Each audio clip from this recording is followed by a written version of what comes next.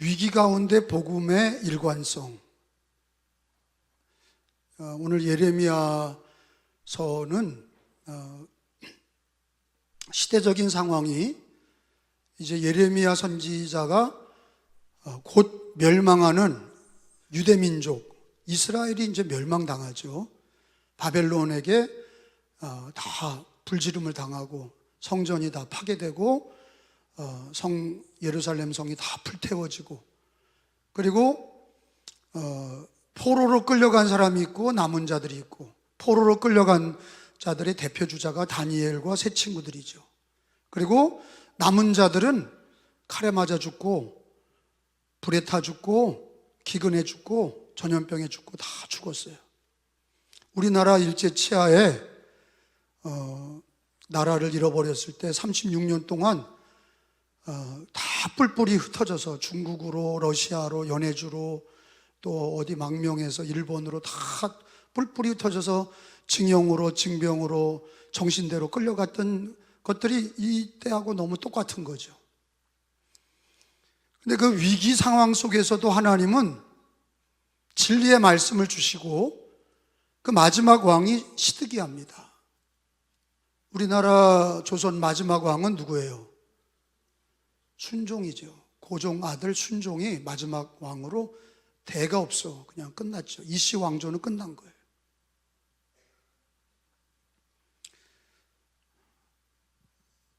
나라를 잃어버린 것들이 슬프지만 사실은 예레미야 시대의 상황을 우리가 이해할 수 있는 거죠. 우리나라 상황도 그렇게 나라를 빼앗겼다가 광복을 맞이하고, 지금은 분단됐지만 북한에는 공산당이 지배하고 있고, 교회가 다 파괴되고, 자유가 없고, 신앙의 자유가 없고, 그리고 우리 대한민국은 하나님께서 도와주셔서 자유민주주의 국가가 되고, 그리고 6.25를 거쳐서 여기까지 하나님이 대한민국에는 교회들이 부흥하고 대한민국이 OECD 안에 들어가는 10위 안에 들어가는 놀라운 그런 경제 축복도 허락하셨습니다. 이스라엘의 역사와 이게 비교할 수 있는데, 지금 예레미야 오늘 말씀은 위기죠. 위기, 풍전등화, 그게 딱 떨어지는 말이죠. 그런데 위기 상황에서 하나님이 그때도 얘기하시는 거예요. 곧 멸망하는 때도 얘기를 하셔요. 하나님이 순종해라. 하나님이 순종의 명령을 주시는데, 시드기야 왕과 이스라엘 백성은 끝끝내 불순종하죠. 오늘 38장도 곧 멸망하는, 그래서 이제 여러분 그 39장이 이제 함락이 되는, 내일 새벽 기도 때가, 내일 새벽 기도의 말씀은 39장은 예루살렘이 불바다가 되는 거예요. 그 전에 38장에 39장의 불바다가 되기 전에, 멸망하기 전에 39장 오늘 읽은 말씀은 긴박한 상황 속에서 하나님께서 살 길과 멸망의 길, 생명의 길과 망하는 길을 가르쳐 주고 계세요. 너 어떻게 할 거냐, 니들은 어떻게 할 거냐. 그래서 17절 18절에 보니까 생명의 길과 멸망의 길이 또 나와 있어. 자기 성경을 읽어봅시다. 성경을 읽고 아멘 합시다. 시작. 예레미야가 시드기야에게 이르되, 만군의 하나님이신 이스라엘의 하나님 여호와께서 이와 같이 말씀하시되, 내가 만일 바벨론 왕의 고관들에게 항복하면 내 생명이 살겠고 이 성이 불사름을 당하지 아니하겠고 너와 내 가족이 살려니와. 18절, 내가 만일 나가서 바벨론 왕의 고관들에게 뭐하지 아니하면, 항복하지 아니하면 이 성이 갈대아인의 손에 넘어가리니 그들이 이 성을 불사를 것이며 너는 그들의 손을 벗어나지 못하리라 하셨나이다. 그러니까 이제 우리 인생은요, 저는 그렇게 믿어요. 여기 있는 것처럼 망하는 순간까지도 하나님이 살 길을 주셔. 근데 안 듣는 것뿐이야. 사람은 곧 죽어도 하나님은 마지막까지 하나님은 말씀을 주시는데 듣는 자는 사는 거고 안 듣는 자는 망하는 거예요. 오늘 말씀도 곧 망하는데 38장은 마지막 도끼자루가 이제 나무에 놓여 있는데도 몰라. 39장에 망하잖아. 한 장 차이야. 곧 망하는데 하나님이 말씀하잖아. 저는 우리 인생도 마찬가지다 하는 거예요. 인생은 죽을 때까지 하나님이 말씀하셔. 하나님이 왜 오늘 멸망의 얘기를 해주시냐? 우리들은 그렇게 되지 마라. 너희는 멸망하지 마. 하나님 말을 듣지 않고 그렇게 네 고집대로 살다가 네 계획대로 살다가 너희는 이스라엘 백성들처럼 망하지 마라. 기독교인들도 망하지 마라. 하나님께서 우리들에게 돌이키고 하나님 말씀대로 순종하는 게 사는 길이다 하는 거를 가르쳐 주시는 거지요.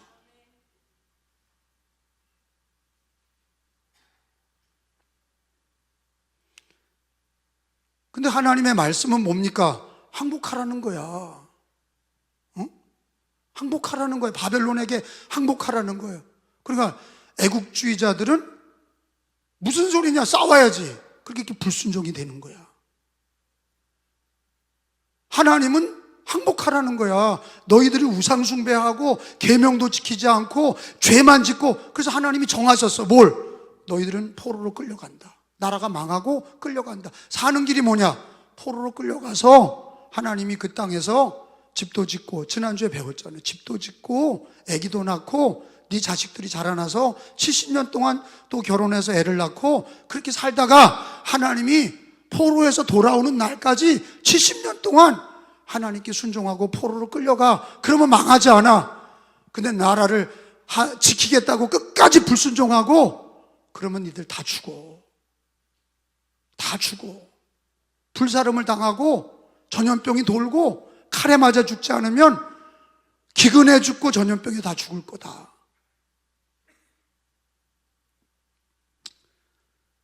자, 하나님은 항복하라 그린 거예요. 하나님 말씀이야. 항복해라. 바벨론에게 항복하고 끌려가. 그렇게 얘기하신 거예요. 근데 순종이 안 되는 거야. 시드기야 왕도 마지막 왕도 아니 항복을 하면 백성들이 나를 뭐로 알겠습니까?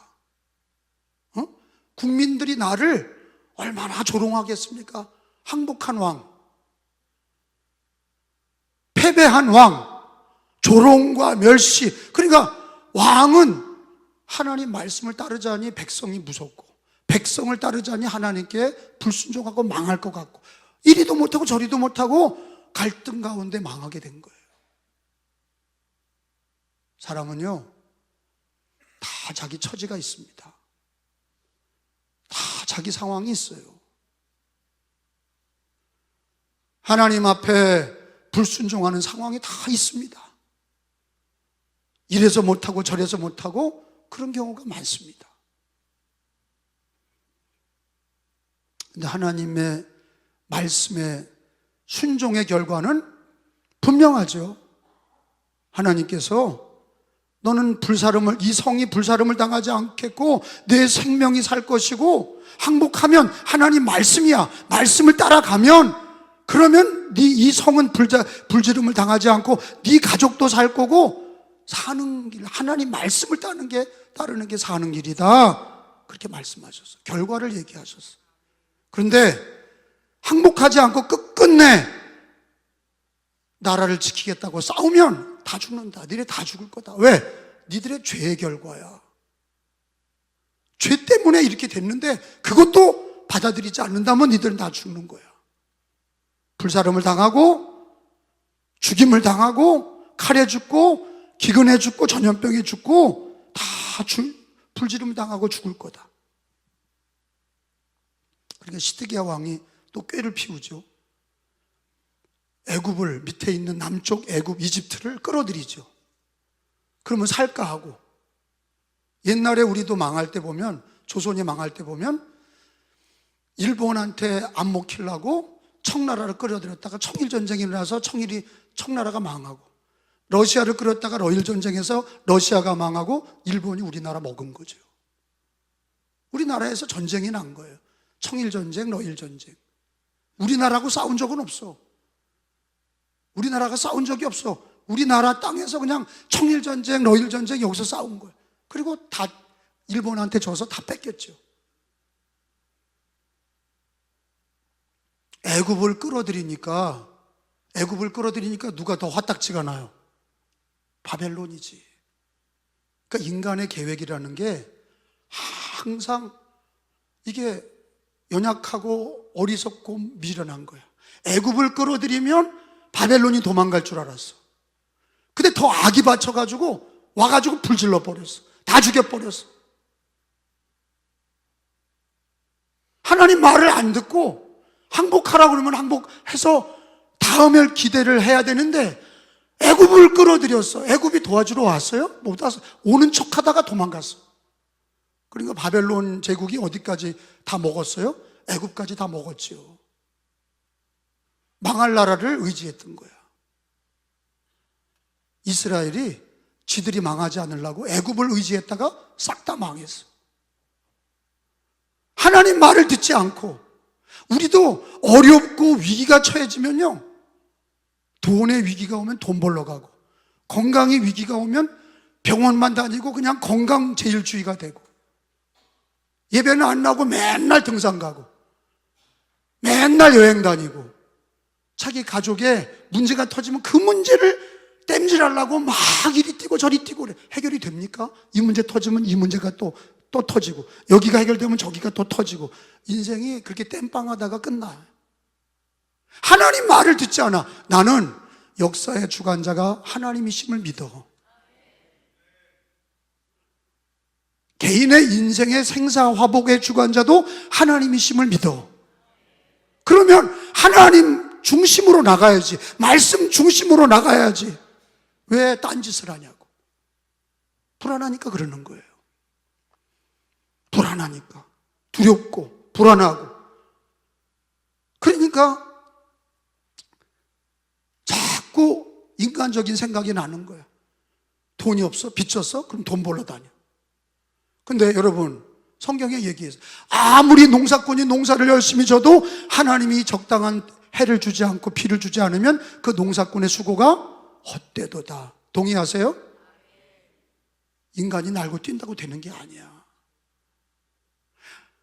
하나님이 그 집을 세워주지 않으시면 그 집을 세우는 자의 수고가 헛되도다. 개인의 가정도 마찬가지고 나라의 문제도 그래요. 하나님이 이 성을, 이 나라를 지켜주지 않으시면 파수꾼의 깨어있음이, 경성함이 헛되도다.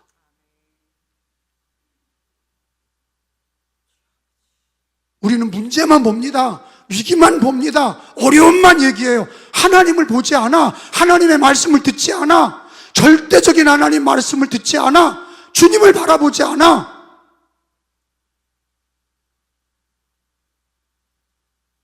주님을 바라보면서 순종하면서 우리가 노력해야 하나님이 열어주시잖아.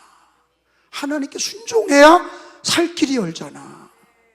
불순종하면서 무슨 살 길이 열려? 더 망가지고 더 망하는 거죠. 순종하면서 주님 바라보고 순종하며 그럴 때 살리는 길이 열리고 생명의 길이 열리고 가정이 살고 교회가 살고 집이 살고 자식이 사는 거야.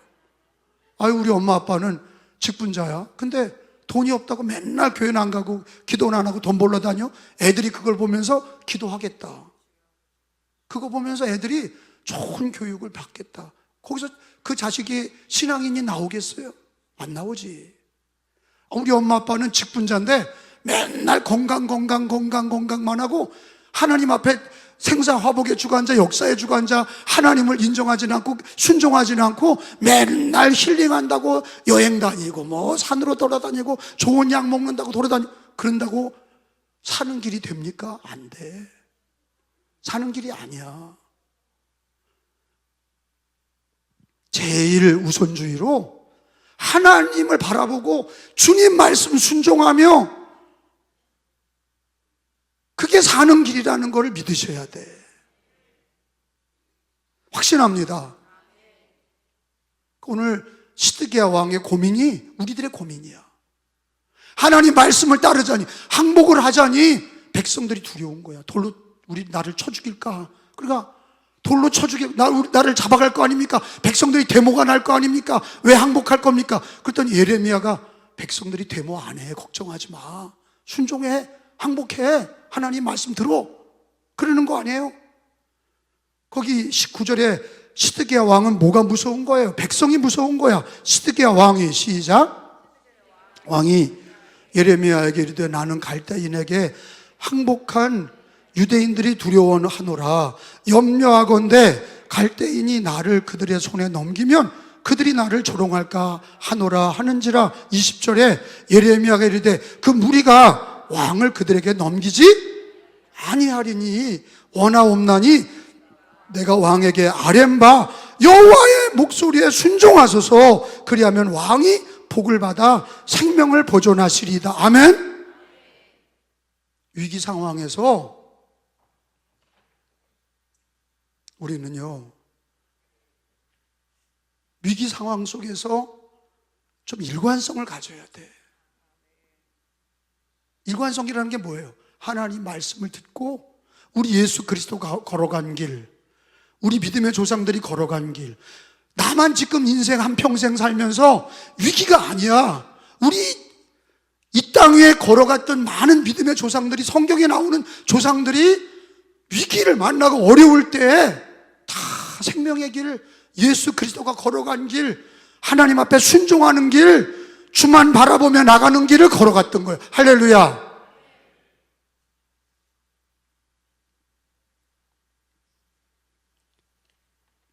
두려워하지 말라는 거 아니에요. 무조건 순종하면 바벨론이 당신을 백성에게 내줘서 돌에 맞아 죽고 조롱당하는 일 없어. 하나님께 순종해. 그럼 너도 살고 다 집이 살아. 하나님께 항복해. 하나님께 순종해. 그 순종은 바벨론에게 항복해라는 거예요. 하나님이 명령하신 대로 해. 근데 우리 예수님은 어떠셨나? 저 십자가의 예수님을 우리가 한번 생각해 보자. 왜? 우리는 예레미야를 읽든지 창세기를 읽든지 요한계시록을 읽든지 우리의 주는 그리스도시요 예수님은 살아계신 하나님의 아들이십니다. 예수님을 바라보는 거야. 우리 예수님은 그 위기 속에서 어떻게 하셨나? 이 땅에 공생애로 오셨을 때, 위기를 만났을 때 우리 예수는 어떻게 하셨나? 끝까지 복종하셨지. 다 배신하고 도망가도 주님은 십자가를 지고 대속의 십자가, 언약의 피를 흘리시고 사명 감당하시고 우리를 위해 죽으셨어. 십자가의 죽으심은 하나님 아버지 앞에 복종이야. 빌립보서 2장을 찾아보겠습니다. 어디라고요? 그렇죠. 협조가 돼야 돼. 성경을 배우라는 거야. 말씀대로 하라고. 빌립보서 2장 8절에 하나님은, 예수님은 끝까지 복종하셨어. 우리 구주는 요랬다 저랬다 하고 그냥 위기에 자기 처세술이나 쓰고 그런 게 아니라 그냥 말없이 끌려가는 어린 양처럼 끝까지 하나님께 복종했다. 사람의 모양으로 나타나. 이게 예수님이잖아. 자기 성경책 읽어봐. 시작. 사람의 모양으로 나타나사 자기를 낮추시고 죽기까지 뭐 하셨어? 복종하셨으니 곧 십자가에 죽으심이라. 우리 예수님을 보면 눈물이 나. 얼마나 힘드셨을까? 제자들 배신 때리고 도망가고 그냥 가룟 유다는 은삼십에 팔아먹고 죽기로 가게야 죽기까지 주님만 섬기겠다고 그냥 그렇게 헛소리하던 베드로와 제자들은 다 도망갔어. 베드로는 끝까지 예수님 3번 부인하고 도망갔어. 누가 남았어요? 아무도 없어. 그러나 예수님은 하나님 앞에 죽기까지 복종하셨다. 위기를 만났을 때, 우리 예수님 위기를 만나셨을 때 처세술로 살지 않고 상황에 따라 이랬다 저랬다 그러지 않으시고 하나님께 복종함으로 십자가를 지러 이 땅에 오셔서 우리 인류의 죄를 담당하시기 위해서 오신 그 십자가를 아무도 도와주지 않아도 십자가의 길을 걸어가셨어. 그리고 우리를 구원하시고 다 이루었다. 승리자가 되셨어. 지금도 예수님 부활하셔서 살아계십니다. 그러니까 우리 예수 믿는 사람은 처세술로 사는 게 아니야. 자기 직장에서 기독교인이 처세술로 사는 사람은 나쁜 사람이야. 예수님을 따라가는 게 아니라고. 한 나라의 백성으로 기독교인으로 살 때 처세술이나 위기에 따라서 이랬다 저랬다 하는 사람이 아니라 우리 예수 믿는 사람은 주님 따라가야지. 우리 주님 어떻게 하셨어요? 죽기까지 복종하셔서. 어떻게 하셨다고요? 곧 십자가에 죽으심이라. 그러니까 나는 내가 제일 싫어하는 사람이 누구냐? 공부 못하고 가난한 사람이 아니야. 가난하든지 부하든지 남자나 여자나 위기를 만났을 때 처세술로 사는 사람이 난 제일 싫어. 일관성이 없잖아.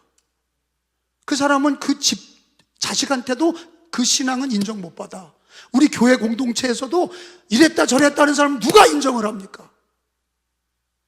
지도자가 된 사람이 가정의 한 가장으로 교회의 리더로 세워졌는데 자기가 위기를 만났어. 그게 재정이든지 건강의 위기든지 인생의 위기든지 자기 집의 위기든지 사업의 위기든지 그 위기 속에서 십자가 걸어가신 죽기까지 복종하셨던 예수님 따라서 믿음의 길 걸어가고 일관성 있게 복음의 길 걸어가야 집을 살리고 나도 살고 교회도 살고 가정이 살지. 그저 그냥 잘 되는 쪽에 붙고 이기는 쪽에 붙고 이랬다 저랬다 하고 그러면 누가 그 사람을 인정합니까? 아무리 기독교인이라도 그 사람은 누가 인정합니까? 우리 위기를 만났을 때 두려움이 있는 거예요. 우리께 다 두려움이 있어. 인간인지라 사람의 몸을 입고 있기 때문에 위기를 만나면 두려움이 있고 고민이 있고 어려움이 있어. 그러나 늘 답은 예수 그리스도를 바라보고 아멘? 죽기까지 복종하셨던 십자가의 죽으심, 그 앞에 무릎 꿇고 십자가를 붙드는 거야. 위기 속에서도 일관성 있는 복음 순종이 있어야 돼. 교회 다닐 때도 직분자들 일관성이 있어야 돼. 그렇지 않으면 교회 공동체가 인정을 안 해. 내가 목사라고, 내가 감독이라고 일관성이 없다. 그럼 누가 나를 좋아하게, 누가 나를 따라오겠어요? 요랬다 저랬다 하는 그 사람을 누가 따라가겠냐고. 근데 늘 나라고 편안합니까? 그렇지 않아. 가정의 어려움, 육신의 어려움, 교회의 어려움, 환경적인 어려움 다 갖고 있는 거야. 우리 다 똑같아. 두려움이 있어. 그러나 오늘 예레미야 오늘 38장에서 주시는 말씀은 시드기야 왕의 고민은 뭐냐? 왜 하나님 말씀을 안 따랐냐? 사람이 두려운 거야. 항복하면 사는 길이 하나님 말씀이 있고, 근데 결국에는 불순종의 길로 가잖아. 왜? 하나님 말씀에 일관성이 없잖아. 복음의 일관성이 없잖아. 신앙의 일관성이 없잖아. 두렵다고 사람 편들고, 힘들다고 세상 편들고. 그 사람은 누가 목사로 인정합니까? 그 사람은 누가 직분자로 인정합니까? 절대 쓰지 않습니다. 회사가 어렵다고 다 도망다니는 사람을 그 회사가 건강해졌을 때 그 사람을 쓸 수 있을 것 같아요? 못 써. 실력 있다는 걸로 쓰지 않아. 사람 됨됨이가 돼야 돼. 우리 기독교인의 됨됨이는 뭐예요? 예수 그리스도가 죽기까지 복종하신 그 십자가의 죽으심은 복종이란 말이야. 하나님께 복종한 거야. 위기를 만나도 십자가를 지고 자기를 부인하고 자기 십자가 지고 일관성 있는 순종, 복음의 일관성, 기도의 일관성. 아멘 좀 해요. 예배의 일관성. 너 집 다 어려운데 어떻게 늘 기도하냐? 기도합니다. 하나님이 살아계시고 끝까지 기도합니다. 말씀에 순종합니다. 나는 주님의 교회를 지킵니다. 일관성이 있어야 그 사람이 복이 있을 때 그 사람을 우리도 저렇게 해야 되겠다. 우리도 저런 사람처럼 저렇게 신앙의 간증처럼 저렇게 살아야 되겠다. 우리 예수님이 죽기까지 복종하셔서 우리가 늘 마음의 입에 예수님이 있고 늘 자기 십자가를 지고 주님을 따라갈 때 약삭 빠른 인생살이 하지 마시고 처세술로 이기는 쪽에 붙었다가 아니다, 이런 식으로 살지 마시고, 묻어난 것 같지만 항상 위기 속에서도 복음의 일관성 가지시고, 신앙의 일관성을 가지시고, 기도의 일관성을 가지시고, 그 사람이 하나님께 복이 있는 사람이요 승리하는 사람인 줄로 믿습니다. 우리 믿음의 조상 중에 편안한 가운데가 아니라 지금 이 예레미야서 끝나면 다니엘서가 나와. 다니엘서, 에스겔 다음에 다니엘서 6장을 보세요. 다니엘은 어떻게 끌려가서 어떻게 일관성이 있었나? 다니엘 6장 10절에 보니까 다니엘을 읽으면 눈물이 나. 하나님, 나도 이렇게 살아야 될 텐데 도와주세요. 혼란한 이 한국 교회 상황과 우리 교회 혼란한 상황 속에서도 다니엘은 참 진국이야. 예수님처럼, 예수님을 닮아서 사자굴에 들어가는 걸 알면서도 자기가 국무총리 아닙니까? 총리가 곧 죽어도 기도를 놓지 않아. 기도를 놓지 않아. 6장 10절이에요. 6장 10절에 다니엘이, 시작, 이 조서에 왕의 도장이 찍힌 것을 알고도 자기 집에 들어가서는 윗방에 올라가 예루살렘을 향한 창문을 열고 전에 하던 대로 하루 3번씩 무릎을 꿇고 기도하며 그의 하나님께 감사하였더라. 아멘. 이게 망해서 끌려온 거야. 그러니까 예루살렘 향해서 창을 가지 못해. 불타서 없어. 성전도 없고 나라도 망했어. 그때 끌려왔어. 바벨론 포로기 70년 동안 하나님은 다니엘이 똑똑하니까 국무총리가 됐는데, 국무총리가 되면 이리 붙었다 저리 붙었다 해야 되잖아. 자기 총리를 해먹으려면 이리 붙었다 저리 붙었다 해야 되잖아. 근데 그게 아니야. 자기가 국무총리인데 왕이 도장을 찍었어. 뭐라고? 신에게 30일 동안 기도하는 자는 죽으리라. 그래서 왕의 도장이 찍힌 걸 알고도, 그 얘기는 뭐냐? 이게 국법을 어기는 거, 왕명을 어기는 거야. 위기지요. 자기를 잡으러 오는 자들이 있어. 노려보는 자가 있어. 근데 전에 하던 대로 하루 3번씩, 나는 가장 마음에 은혜가 되는 말씀이 전에 하던 대로야. 다니엘이 뭐 약삭 빠르게 산 게 아니야. 전에 하던 대로. 그게 늘 하루 3번 기도했던 거야. 위기를 만나도 전에 하던 대로 3번씩 무릎을 꿇고 기도했다. 하나님께 감사하며 기도했다. 그래 붙들렸지. 사자굴에 들어가도 하나님이 천사를 보내서 그 사자들의 입을 막아서 살아나고, 그를 모함하던 자들이 다 사자굴에 들어가서 죽임을 당해서.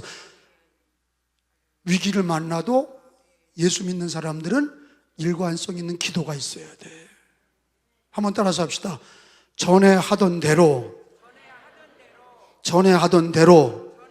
하루 3번씩 무릎을 꿇고 기도하며. 그러니까 이 다니엘은 위기를 만나기 전에도 늘 하루 3번 기도했고, 위기를 만나도 하루 3번씩 기도하는 걸 놓지 않았다는 거야. 위기를 만나도 일관성이 있어. 기도의 일관성이 있고. 그리고 이 친구들, 다니엘의 3 친구도 끌려왔죠. 사드락, 메삭, 아벳느고. 우리가 잘 알죠. 얘네들도 끌려왔어. 그리고 얘네들 너무 똑똑한 애들 끌려오니까 관리를 만들었잖아. 초급 관리. 공무원을 만든 거야. 다니엘도 공무원이고 사드락, 메삭, 아벳느고도 공무원이야. 근데 자기 왕권을 강화하려고 김일성이처럼 금신상을 세운 거 아니에요. 왕이 금신상 세우고 여기 절해라 그런 거 아니야. 다 절하는데 3명만 절하지 않는 거야. 그러니까 잡아다가, 야, 한 번만 절해. 우린 절할 수 없습니다. 왜? 계명입니다. 10계명에 우상 앞에 절하지 말라 하셨습니다. 일관성. 위기 속의 일관성. 넙죽 절했다고 생각해봐요. 그럼 살지. 근데 그는 본이 되는 신앙이 아니야. 아무것도 아니야, 걔네들은. 그 위기 속에서도 일관성이 있어. 절할 수 없습니다. 그러니까, 야, 풀무볼을 7배나 뜨겁게 해라. 그리고서 거기다가 떨어뜨리기 전에 유언이 뭐냐? 그랬더니 하는 얘기가, 하나님이 구해줄 겁니다. 그런데 구해주지 않아도 절할 수 없습니다. 이게 일관성이야. 이걸 배우고 살아야 돼. 이런 걸 배워야 바른 신앙이 되는 거야. 지 마음대로 신앙생활하는 게 아니야. 바른 신앙이 뭐냐? 일관성 있는 기도, 일관성 있는 예배, 일관성 있는 순종, 이게 돼야 그게 승리하는 길이고 생명의 길인 줄로 믿습니다. 지도자가 될수록, 리더가 될수록 일관성이 있어야 돼. 리더가 된 사람, 일관성 없는 사람은 쓰임 받지 못해. 누가 따라오지도 않아. 비아냥거린다고. 아유, 저 사람 뭐 그냥 처세술로 살고 위기만 만나면 뭐 이랬다 저랬다 하는 사람, 누가 그 사람을 존경하겠어요? 우리가 지금부터라도 우리 예수님이 죽기까지 복종하셨던 일관성 있는 그런 신앙의 모습, 일관성 있는 복종의 모습, 우리의 신앙이 돼야 돼. 지금부터라도 위기를 만나도 기도를 놓지 아니하고, 코로나 기간에도 사방 목사들이 뭐 교회를 폐쇄한다나 정권이 교회를 폐쇄한다니까 병이 무섭고 사람이 무서워서 문을 닫았지. 그러니까 코로나 지나서 미국 교회들이 반타작이 난 거예요. 우리나라도 반타작이 났어. 예배를 안 드리고 영상 예배 드리라고 하니까 3년을 끌었던 거 아니에요, 코로나가. 근데 코로나 기간에 똑같잖아. 위기 속에서 어떻게 해야 돼요? 일관성, 복음의 일관성. 저는 반대했어요. 조심조심 우리가 마스크도 끼고 예배를 드리고 주일 성수도 하고 깨워서 주일날 새벽기도 드리고 할렐루야. 그건 하나님과의 관계야. 누가 막을 거야? 누가 막습니까 이거를? 코로나는 아직도 있어. 코로나 걸려. 근데 교회 폐쇄시켜요? 아니잖아. 왜 그때는 그 난리를 쳤어? 그런데 제 얘기는 시대나 상황 속에서 위기가 오야 하나요? 와, 교회적인 위기, 그리고 우리 개인적인 위기. 근데 그때 빛을 발하는 사람이 누구냐? 이랬다 저랬다 하는 사람 빛을 못 발해. 빛을 발하는 사람이 누구냐? 일관성 있는 신앙이 일관성 있게 다니엘처럼 기도하고 일관성 있게 계명을 지키는 다니엘과 세 친구들이 승리하는 거야. 오늘 우리들은 그걸 가르쳐 주시는 거야. 코로나는 지나갔어. 또 위기가 올 수 있어. 그러면 또 거기에 맞춰서 사나? 예배 드렸다 안 드렸다, 기도했다 안 했다, 뭐 하나님께 순종했다 안 했다, 이런 사람들은 아니야. 그러면 안 돼. 예수님이 그러지 않으셨어. 주님이 그러지 않았어.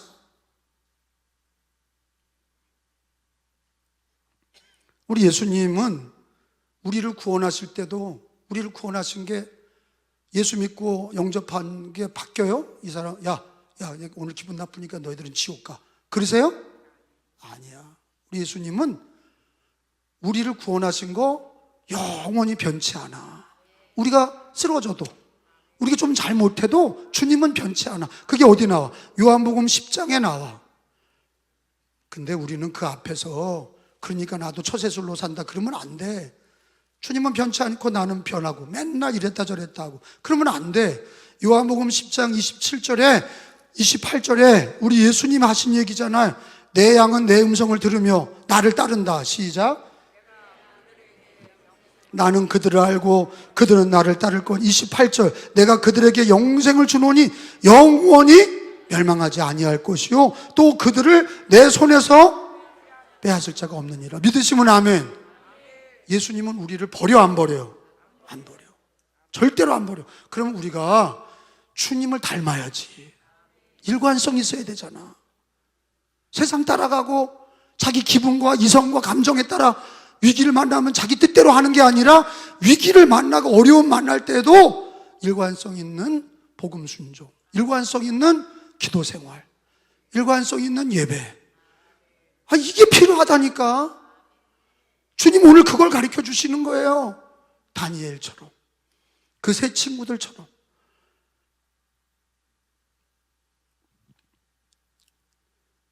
근데 우리 초대교인들은 어떻게 살았어요? 초대교인들은 우리 때보다 박해가 적었어요? 많았어요?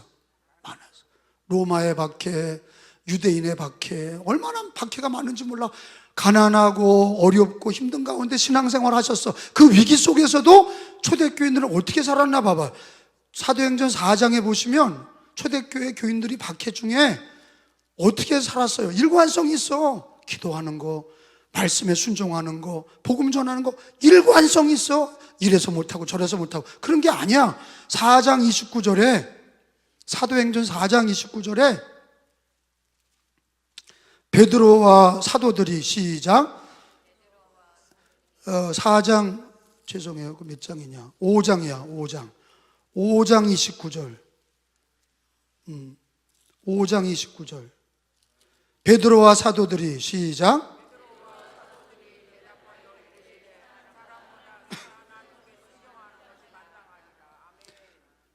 사람보다 하나님께 순종하는 게 마땅하다. 위기를 만났을 때 상황에 맞추고 사람에게 맞추는 게 아니라 하나님께 순종. 하나님이 우리에게 뭘 가르쳐 주셨고 예수님이 어떤 길을 걸어가셨나, 우리 믿음의 조상들이 어떻게 신앙생활을 했나, 그걸 따라가야지. 전쟁입니다. 신앙은요, 전쟁이야. 주님 갈 때까지, 앞에 갈 때까지. 뭐 맨날 이렇게 이렇게 좋은 상황에서 예배드리고 그런 게 아니야. 어려울 때가 있고, 박해가 있고, 환란이 있고, 위기가 있고, 그 가운데서도 일관성 있는 복음 생활, 일관성 있는 순종, 일관성 있는 기도 생활, 일관성 있는 전도, 일관성 있는 예배, 이게 살아있어야 교회가 승리하죠. 초대교회 교인들은 항상 사람에게 맞추지 않고 하나님께 맞추고 말씀에 맞추고 예수님 걸어가신 십자가의 길, 고난이 와도 끝까지 복종하고 주님이 십자가로 승리하신 것처럼 위기와 어려움 속에서 고난 받아가며 주님 앞에 일관성 있는 복음에 순종하는 신앙이 된 것을 믿으시기 바랍니다. 마지막으로, 여러분, AI가 나오고 뭐 과학이 발달해도 죄는 많아져요, 적어져요? 많아져. 그게 사실이야. 죄가 많아져. 예수님 오시기 전에 예수님이 성경에 행복한 세상이 된다고 얘기하셨어요. 어려움의 때가 많이 온다고 그러셨어요. 어려움의 때가 많이 온다고 그랬어. 그러니까 우리가 유비무환이야. 언제든지 좋은 세상이 온다고 생각하지 말고 일관성 있는 신앙이 돼야 고난도 돌파하고 어려움도 이겨내고 십자가로 승리하는 줄로 믿습니다. 우리 주님은 우리를 죽기까지 복종하셔서 구원하시고 결코 우리를 버리지 않으시오. 그럼 우리도 그 은혜에 보답하는 마음으로 일관성이 있어야지.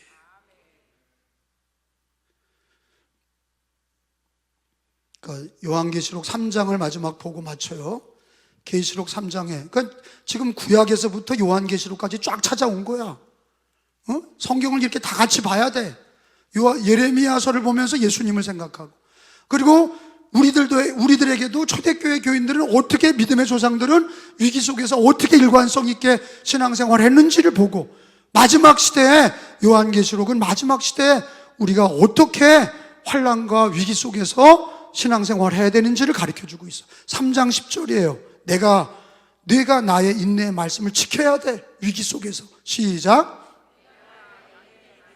지켰은즉 내가 또한 너를 지켜 시험의 때를 면하게 하리니 이는 장차 온 세상에 임하여 땅에 거하는 자들을 시험할 때라. 아멘. 주님이 지켜주시는 건, 주님이 시험의 때를 이기게 해주시는 건 나도 인내의 말씀을 지켜야, 위기 속에서도 일관된 신앙의 자세가 있어야 우리가 죽음 앞에서도, 곧 우리가 죽게 되는 상황에서도 복음의 일관성, 기도하는 일관성, 말씀 순종의 일관성이 있어야 된다는 얘기야. 그래야, 말씀을 지켜야 주님도 우리를 지켜주셔. 시험의 때를 면하게 하시고 인내의 말씀을 지키는 자를 하나님이 시험의 때를 면하게 하시고 승리하게 하시는 거예요. 어려울수록, 위기일 때일수록 여러분 복음의 일관성 가지시고 일관성 있는 기도와 일관성 있는 순종과 일관성 있는 신앙이, 아, 저 사람은 늘 거기 예배드리고 기도하고 있어. 늘 그분은 늘 기도하는 분이야. 늘 그분은 환난과 위기 속에서도 늘 순종해. 그러니까 그 사람이 하나님이 기뻐하는 사람이요. 마지막 시대에 필요한 영성이 뭐냐? 마지막 시대에 필요한 영성은 일관성 있는 복음 순종이다 하는 거를 말씀을 전하면서, 이게 생명의 말씀입니다. 이렇게 하는 게 승리하는 길이다.